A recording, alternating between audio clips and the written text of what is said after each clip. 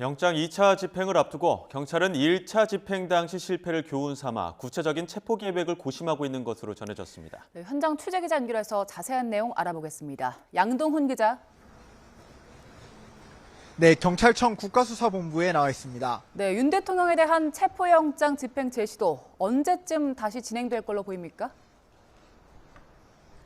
네, 어제 서울 서부지방법원에서 윤석열 대통령에 대한 체포영장을 재발부하면서 조만간 공수처와 경찰이 함께 체포영장 2차 집행에 나설 방침입니다.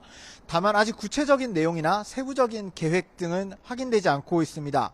지난 3일 1차 집행 당시 경호처의 강한 저항으로 집행에 실패했기 때문에 이번에는 조금 더 신중하게 접근할 수밖에 없는 상황입니다.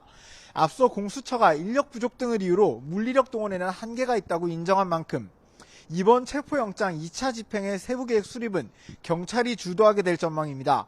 경호처가 버스 여러 대를 동원해 입구를 봉쇄하고 관저 주변으로 원형 철조망을 설치하는 등 경계를 강화하면서 이 부분에 대해 어떻게 대처할지도 관심입니다.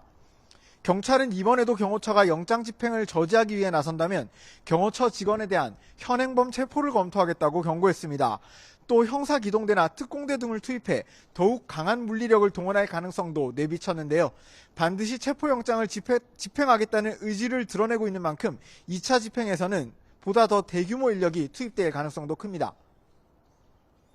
네, 그런데 경호처장 등 주요 간부들 지금 줄줄이 소환에 불응하고 있죠?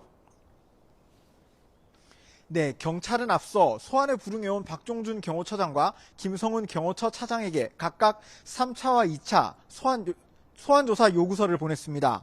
이들을 포함한 경호처 주요 간부 4명은 현재 윤석열 대통령의 체포영장 집행을 방해한 혐의, 즉 특수공무집행 방해 혐의로 입건된 상태입니다. 박 처장은 이전 소환 요구에 변호사가 선임되지 않아 출석이 어렵다며 거부 의사를 밝혔습니다. 잠시 뒤인 오늘 오전 10시까지 출석하라는 통보를 받은 김 차장도 출석을 거부할 것으로 보입니다. 경호처는 엄중한 시국이라 관저를 비울 수 없다는 입장을 보이고 있는데 체포영장 재발부로 2차 집행이 가시화되는 상황에서 출석하지는 않을 거란 전망입니다. 두 사람 모두 3차까지 출석 요구를 모두 응하지 않을 가능성도 제기되는데요.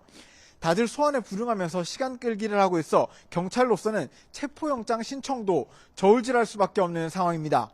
지금까지 경찰청 국가수사본부에서 YTN 양동훈입니다.